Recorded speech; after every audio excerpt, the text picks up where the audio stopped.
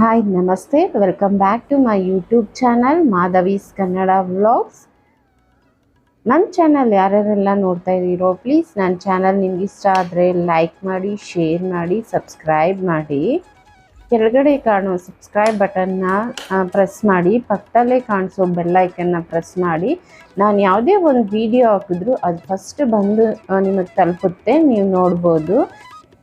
ಇವತ್ತು ಶುಕ್ರವಾರ. ನಾನು ಶುಕ್ರವಾರ ಬೆಳಗ್ಗೆನೇ 3:30ಗೆ ಎದ್ದಿದ್ದೀನಿ. ನಾನು ಸ್ವಲ್ಪ ಫ್ರೆಶ್ ಅಪ್ ಆಗಿ ಬರೋ ಅಷ್ಟರಲ್ಲಿ 4 ಗಂಟೆ ಆಗುತ್ತೆ. ನಾನು ವಿಡಿಯೋ 4 ಗಂಟೆಯಿಂದ ಶುರು ಮಾಡ್ತಾ ಇದ್ದೀನಿ. ನಾನು ಫಸ್ಟು ಬಂದು ಕಿಚನಲ್ಲಿ ಗ್ಯಾಸ್ ಸ್ಟವ್ ಮತ್ತು ಸ್ಲ್ಯಾಬ್ ಎಲ್ಲ ಒರೆಸ್ತಾ ಇದ್ದೀನಿ. ರಾತ್ರಿನೇ ಎಲ್ಲ ಕ್ಲೀನ್ ಮಾಡಿರ್ತೀನಿ, ಆದರೂ ಒಂದು ಸತಿ ತ್ಯಾವದ ಬಟ್ಟೆಯಲ್ಲಿ ಕ್ಲೀನ್ ಮಾಡ್ಕೊತಾ ಇದ್ದೀನಿ.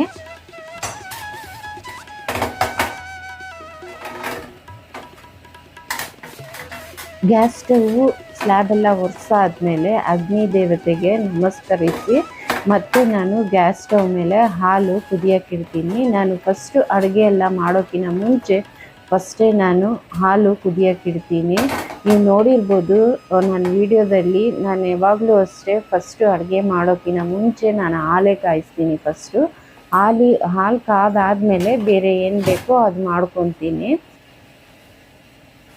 ಪೂಜೆಗೆ ಏನೇನು ಸಾಮಗ್ರಿಗಳು ಬೇಕು ಎಲ್ಲ ಗುರುವಾರ ಹಿಂದಿನ ದಿವಸನೇ ಎಲ್ಲ ತಯಾರಿ ಮಾಡ್ಕೊಂಡ್ಬಿಟ್ಟಿರ್ತೀನಿ. ಹೂವು ಆಗಲಿ, ಕಾಯಿ, ಹಣ್ಣು, ಅರಿಶಿನ, ಕುಂಕುಮ, ಅವತ್ತಿಗೆ ಏನೇನು ಬೇಕೋ ಅದರ ಹಿಂದಿನ ದಿವಸನೇ ಎಲ್ಲ ತಯಾರಿ ಮಾಡ್ಕೊಂಡಿರ್ತೀನಿ. ಮತ್ತು ಬಾಗಿಲಿಗೆಲ್ಲ ದೀಪ ಹಚ್ತೀನಿ. ಹಾಗಾಗಿ ದೀಪಕ್ಕೆ ಎಣ್ಣೆ ಬತ್ತಿ ಎಲ್ಲ ಹಾಕಿಬಿಟ್ಟು ಎಲ್ಲ ತಯಾರಿ ಮಾಡ್ಕೊಂಡಿರ್ತೀನಿ. ಬೆಳಗ್ಗೆ ಬಾಗಿಲೆಲ್ಲ ಸಾರಿಸಿ ರಂಗೋಲಿ ಹಾಕಾದ್ಮೇಲೆ ಹೂವು ಎಲ್ಲ ಇಕ್ಕಿ ದೀಪ ಎಲ್ಲ ಇಕ್ತೀನಿ. ಹಾಗಾಗಿ ನನಗೆ ಶುಕ್ರವಾರ ಸ್ವಲ್ಪ ಕೆಲಸ ಬೇಗ ಆಗುತ್ತೆ ಮತ್ತು ಪೂಜೆಗೂ ನನಗೆ ಬೇಗ ಆಗುತ್ತೆ. ಹಾಗಾಗಿ ನಾನು ಹಿಂದಿನ ದಿವಸನೇ ಎಲ್ಲ ತಯಾರಿ ಮಾಡ್ಕೊಂಡ್ಬಿಡ್ತೀನಿ. ಆಗ ನನಗೆ ಕೆಲಸನೂ ಸ್ವಲ್ಪ ಕಮ್ಮಿ ಆಗುತ್ತೆ.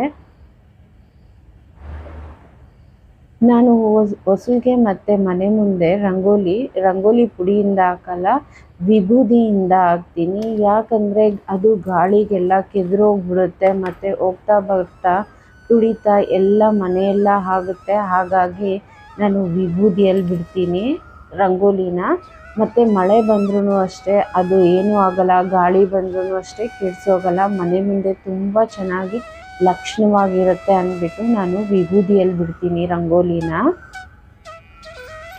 ಮನೇಲಿ ಮಕ್ಕಳಿದ್ರೂ ಅಷ್ಟೇ ರಂಗೋಲಿ ನೋಡಿದ್ರೆ ಅದನ್ನೆಲ್ಲ ಕೆಡಿಸ್ಬಿಡ್ತಾರೆ ಮತ್ತು ರಂಗೋಲಿ ಪುಡಿನ ಬಾಯಲ್ಲಿ ಹಾಕೊಂಡು ತಿಂತಾರೆ. ಹಾಗಾಗಿ ವಿಭೂದಿಯಲ್ಲಿ ಹಾಕೊಳೋದ್ರಿಂದ ಅದು ಅಳ್ಸೋಕ್ಕೂ ಆಗೋಲ್ಲ ಮತ್ತು ಅದನ್ನು ನೆಕ್ಕಕ್ಕೂ ಆಗೋಲ್ಲ. ಹಾಗಾಗಿ ವಿಭೂದಿಯಲ್ಲಿ ಹಾಕೊಂಡ್ರೆ ತುಂಬಾ ಒಳ್ಳೆಯದು.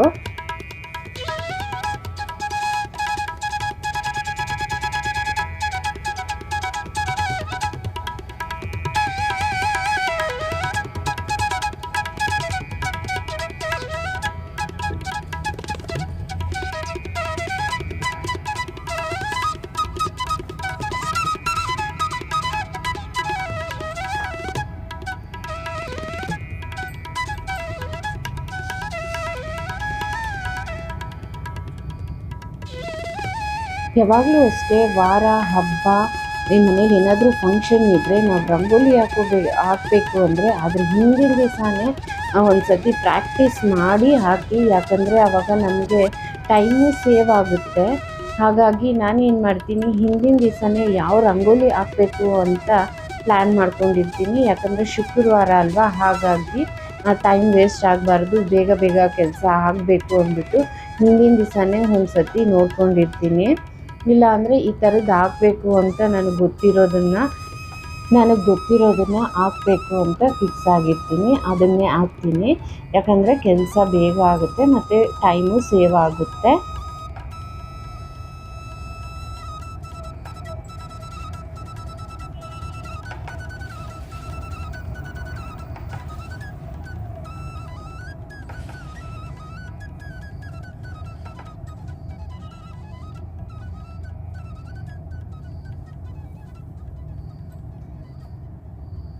ಇದು ರಂಗೋಲಿ ಡ್ರೈ ಆದಮೇಲೆ, ಒಣಗಿದ ಮೇಲೆ ತುಂಬಾ ಚೆನ್ನಾಗಿ ಕಾಣಿಸುತ್ತೆ.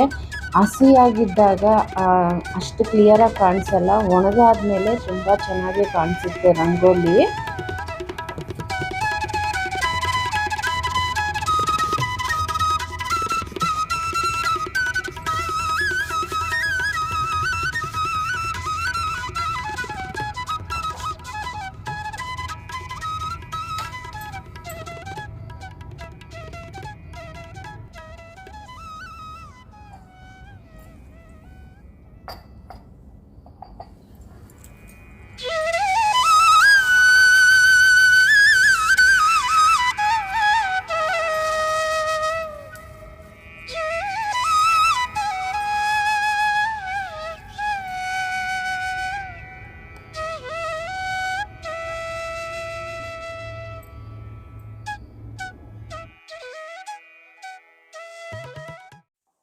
ಆಚೆ ಎಲ್ಲ ಕ್ಲೀನ್ ಮಾಡಾದ್ಮೇಲೆ ಒಳಗಡೆ ಕಸ ಎಲ್ಲ ಗುಡಿಸಿ ಈಗ ಮನೆಯೆಲ್ಲ ಒರೆಸ್ಕೊತಾ ಇದ್ದೀನಿ.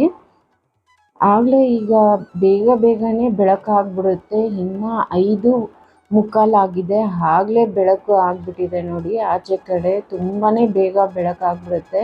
ಮನೆಯೆಲ್ಲ ಕ್ಲೀನ್ ಆಗಿದೆ. ನಾನು ಫೋಟೋಗೆಲ್ಲ ಹೂವು ಇಡಬೇಕಲ್ಲ, ಹಾಗಾಗಿ ದಿವಾನ ಮೇಲೆಲ್ಲ ಚೇರ್ ಇಟ್ಕೊಂಡ್ಬಿಟ್ಟಿದ್ದೆ ಫಸ್ಟೇ. ಈಗ ಪೂಜೆ ಎಲ್ಲ ಮಾಡ್ತಾ ಇದ್ದೀನಿ. ನಾನು ಅಂದ್ಕೊಂಡಿದ್ದ ಟೈಮಿಗೆ ಪೂಜೆ ಆಗಿಬಿಟ್ರೆ ಆವಾಗಲೇ ನನಗೆ ಮನಸ್ಸಿಗೆ ಸಮಾಧಾನ, ಮತ್ತು ಆ ದಿವಸ ಎಲ್ಲ ಒಂಥರ ಸಮಾಧಾನವಾಗಿರುತ್ತೆ. ಹಾಗಾಗಿ ಪೂಜೆ ಬೇಗ ಆಗಿಬಿಟ್ರೆ ಮತ್ತು ನಾನು ಟಿಫನ್ಗೆಲ್ಲ ರೆಡಿ ಮಾಡ್ಕೊಬೇಕಾಗುತ್ತೆ. ಹಾಗಾಗಿ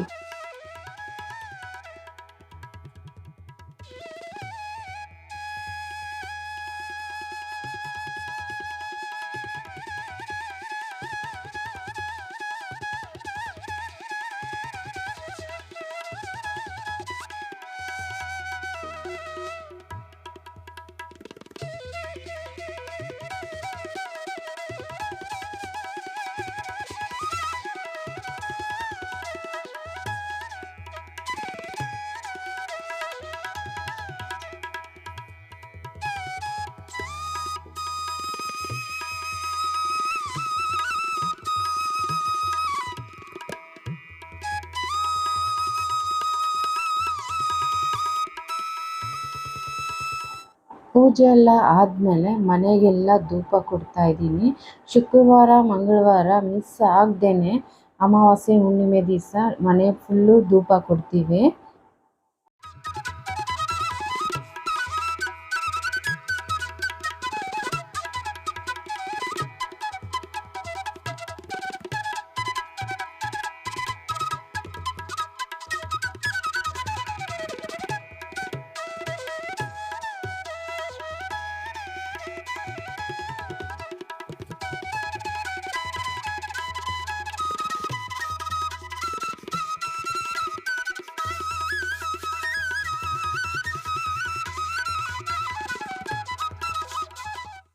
ಪೂಜೆ ಎಲ್ಲ ಮುಗಿದು ಸ್ವಲ್ಪ ಹೊತ್ತು ನಾನು ರೆಸ್ಟ್ ಮಾಡಿ ಇವಾಗ ಟಿಫನ್ ಮಾಡಿ ಹಾಗೆ ನಾನು ಅಡುಗೆ ಎಲ್ಲ ಮಾಡಿಬಿಡೋಣ ಅಂದ್ಬಿಟ್ಟು ಈಗ ಟಿಫನ್ ಮಾಡೋಕ್ಕೆ ಹೋಗ್ತಾ ಇದ್ದೀನಿ. ಟಿಫನ್ನು ಬಿಸಿಬೇಳೆಬಾತು, ಮೊಳಕೆ ಕಟ್ಟಿದ್ದೆ, ಆ ಮೊಳಕೆ ಹುಳಿಕಾಳು ಸಾಂಬಾರು ಮತ್ತು ಹಾಗಲಕಾಯಿ ಪಲ್ಯ ಮಾಡೋಣ ಅಂದ್ಬಿಟ್ಟು ಎಲ್ಲ ರೆಡಿ ಮಾಡ್ಕೊತಾ ಇದ್ದೀನಿ.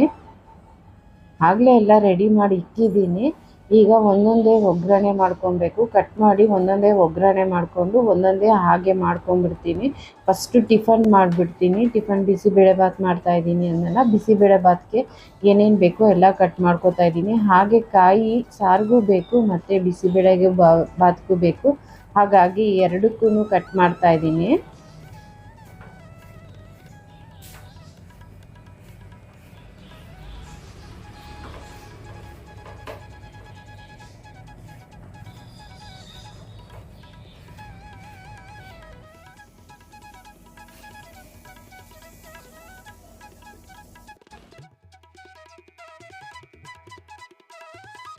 ತರಕಾರಿ ಎಲ್ಲ ಕಟ್ ಮಾಡೋ ಅಷ್ಟರಲ್ಲಿ ಬೇಳೆ ಬೇಯುತ್ತೆ ಅಂದ್ಬಿಟ್ಟು ನಾನು ಫಸ್ಟೇ ಬೇಳೆ ಬೇಯಕ್ಕೆ ಇಟ್ಬಿಟ್ಟಿದ್ದೆ.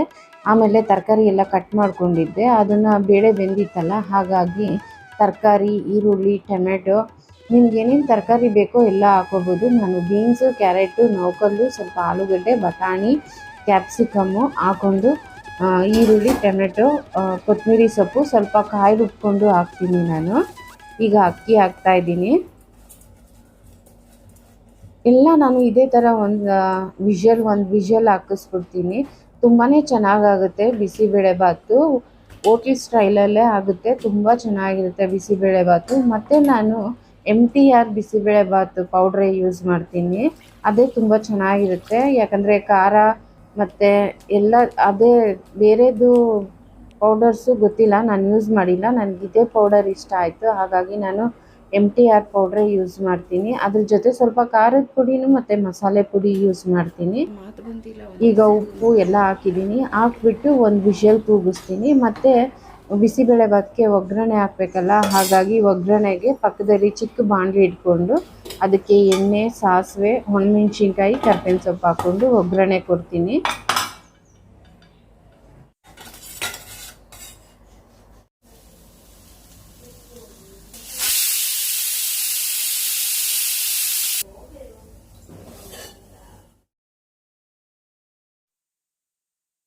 ಅದು ವಿಷಲ್ ಗಾಳಿ ಹೋಗೋ ಅಷ್ಟರಲ್ಲಿ ನಾನು ಇನ್ನೊಂದು ಕಡೆ ಸಾರು ಮಾಡಿಬಿಡೋಣ ಅಂದ್ಬಿಟ್ಟು ಇನ್ನೊಂದು ಕಡೆ ಕುಕ್ಕರ್ ಇಟ್ಕೊಂಡು ಸಾರಿಗೆ ಮಸಾಲೆ ಎಲ್ಲ ರುಬ್ಕೊಳಕ್ಕೆ ಫ್ರೈ ಮಾಡ್ಕೊತಾ ಇದ್ದೀನಿ ಮೊಳಕೆ ಹುರುಳಿಕಾಳು ಸಾಂಬಾರಿಗೆ.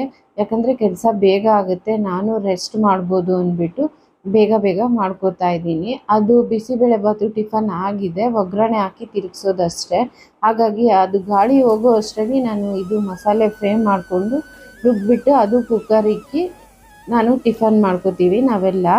ಹಾಗಾಗಿ ಬೇಗನೆ ಫ್ರೈ ಮಾಡ್ಕೊಳ್ಳೋಣ, ಅಷ್ಟರಲ್ಲಿ ಇದನ್ನು ಆರುತ್ತೆ. ಆರಿದ್ಮೇಲೆ ರುಬ್ಬಿ ನಾವು ಮಸಾಲೆ ಮಿಕ್ಸ್ ಮಾಡಿ ಕುಕ್ಕರ್ ಇಡೋದಷ್ಟೇ. ಹಾಗಾಗಿ ಮೊಳಕೆ ಹುರುಳಿಕಾಳು ಸಾಂಬಾರಿಗೆ ಈರುಳ್ಳಿ, ಶುಂಠಿ, ಬೆಳ್ಳುಳ್ಳಿ, ಚಕ್ಕೆ, ಲವಂಗ ಹಾಕಿ ಫ್ರೈ ಮಾಡ್ತಾಯಿದ್ದೀನಿ.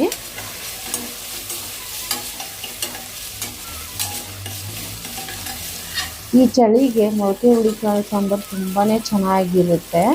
ಮತ್ತು ಕಾಯಿ ಹಾಕ್ಕೊಂಡೆ, ಸ್ವಲ್ಪ ಅರಿಶಿನ, ಟೊಮೊಟೊ, ಕೊತ್ತಂಬರಿ ಸೊಪ್ಪು, ಖಾರದ ಪುಡಿ, ಧನಿಯಾ ಪುಡಿ, ಸ್ವಲ್ಪ ಗಸಗಸೆ ಹಾಕ್ಕೊಂಡು ಎಲ್ಲ ಚೆನ್ನಾಗಿ ಫ್ರೈ ಮಾಡಿ ಸ್ವಲ್ಪ ತಣ್ಣಗೆ ಹಾಕಕ್ಕೆ ಬಿಟ್ಟುಬಿಟ್ಟು ಆಮೇಲೆ ಮಿಕ್ಸಿಗೆ ರುಬ್ಕೊತೀನಿ. ಇದು ಒಂದು ಪ್ಲೇಟ್ಗೆ ಹಾಕ್ಬಿಟ್ಟು ಮತ್ತು ಅದೇ ಕುಕ್ಕರಲ್ಲೇ ಸ್ವಲ್ಪ ಎಣ್ಣೆ ಹಾಕ್ಬಿಟ್ಟು ಮೊಳಕೆ ಕಾಳು, ಬದನೆಕಾಯಿ, ಆಲೂಗಡ್ಡೆ ಹಾಕಿ ಫ್ರೈ ಮಾಡ್ಕೊತೀನಿ.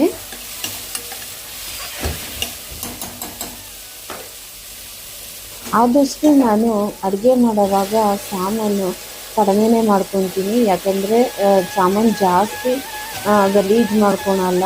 ಯಾಕಂದರೆ ಇದರಲ್ಲೇ ಫ್ರೈ ಮಾಡಿದೆ ಮತ್ತು ನಾನು ಇದರಲ್ಲೇ ವಿಷಲ್ ಹಾಕಿಸ್ತೀನಿ ಸಾಂಬಾರನ್ನ.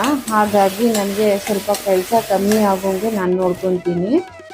ನೋಡಿ, ಎಲ್ಲ ಮಸಾಲೆ ಎಲ್ಲ ಆರಿದ್ಮೇಲೆ ರುಬ್ಕೊಂಡು ಅದಕ್ಕೆ ಮಿಕ್ಸ್ ಮಾಡಿಕೊಂಡು ನಮಗೆ ನೀರು ಎಷ್ಟು ಬೇಕೋ ಅಷ್ಟು ಹಾಕ್ಕೊಂಡು ಸ್ವಲ್ಪ ಉಪ್ಪು ಹಾಕ್ಬಿಟ್ಟು 2 ವಿಷಲ್ಲು ಇಲ್ಲ 3 ವಿಷಲ್ ಕೂಗಿಸ್ತೀನಿ. ಒಂದು ಕಡೆ ಟಿಫನ್ನು ಆಯಿತು. ಈಗ ಟಿಫನ್ ಮಾಡೋಕ್ಕೆ ಹೋಗ್ತೀನಿ. ಕುಕ್ಕರ್ ಮುಚ್ಚಳ ಮುಚ್ಚಿಬಿಟ್ಟು ಮತ್ತು ಟಿಫನ್ನೆಲ್ಲ ಆದಮೇಲೆ ಬಂದು ಹಾಗಲಕಾಯಿ ಪಲ್ಯ ಮಾಡ್ಕೊಳ್ಳೋಣ ಅಂತ. ಬಾ ಫಸ್ಟ್ ಟಿಫನ್ ಮಾಡಿಬಿಡು, ಬೆಳಗ್ಗೆ ಈ ಥರ ಟಯರ್ಡ್ ಆಗಿದ್ಯಾ ಅಂತ ನಮ್ಮ ಮನೆಯವ್ರು ಕರೀತಿದ್ದಾರೆ. ಹಾಗಾಗಿ ಅವಾಗ ಟಿಫನ್ ಮಾಡ್ಕೊಂಡ್ಬರ್ತೀವಿ. ಅಡುಗೆನೂ ಮುಗಿಯುತ್ತೆ, ಟಿಫನ್ನು ಮುಗಿಯುತ್ತೆ. ಮತ್ತು ಟಿಫನ್ ಮಾಡ್ಕೊಂಡ್ಬಂದು ನಾನು ಹಾಗೆ ಹಾಗಲಕಾಯಿ ಪಲ್ಯ ಮಾಡ್ಕೊಂಡ್ಬಿಡ್ತೀನಿ. ಹಾಗಲಕಾಯಿ ಎಲ್ಲ ಬೇಯೋ ಅಷ್ಟರಲ್ಲಿ ನಾನು ಹಾಗೆ ಸಾಮಾನು ಬೆಳ್ಕೊಂಡು ಕಿಚನ್ನು ಎಲ್ಲ ಕ್ಲೀನ್ ಮಾಡ್ಕೊಂಡ್ಬಿಡ್ತೀನಿ. ನೋಡಿ, ಟಿಫನ್ ಮಾಡ್ಕೊಂಡ್ಬಂದು ಸಾರು ಕುಕ್ಕರ್ ವಿಷಲ್ಲು ಕೂಗ್ತು, ಸಾರು ಒಂದು ತಪ್ಪಲೆಗೆ ಬಗ್ಗಿಸ್ಬಿಟ್ಟು ಅದನ್ನು ಕುಕ್ಕರ್ನೆಲ್ಲ ತೊಳೆಯೋಕೆ ಹಾಕೋತಾ ಇದ್ದೀನಿ. ಈಗ ಮತ್ತೆ ಹಾಗಲಕಾಯಿ ಪಲ್ಯ ಮಾಡ್ಕೋತಾ ಇದ್ದೀನಿ. ಹಾಗಲಕಾಯಿ ಪಲ್ಯಕ್ಕೆ ಈರುಳ್ಳಿ, ಸಾಸಿವೆ, ಕರ್ಬೇವಿನ ಸೊಪ್ಪು, ಈರುಳ್ಳಿ, ಟೊಮೆಟೊ, ನೀವು ಬೇಕಂದರೆ 1-2 ಹಸಿಮೆಣ್ಸಿನ್ಕಾಯಿನೂ ಹಾಕೋಬೋದು. ನಾನು ಹಸಿಮೆಣ್ಸಿನ್ಕಾಯಿ ಹಾಕ್ತಾಯಿಲ್ಲ.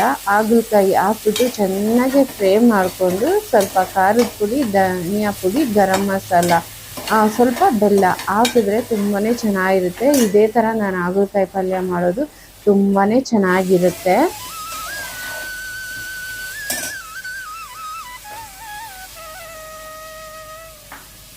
ನಿಮಗೆ ರೆಸಿಪೀಸ್ ಬೇಕು ಅಂದರೆ ನಾನು ಶಾರ್ಟ್ ವೀಡಿಯೋಸಲ್ಲಿ ತುಂಬ ವೀಡಿಯೋಸ್ ಶೇರ್ ಮಾಡಿದ್ದೀನಿ.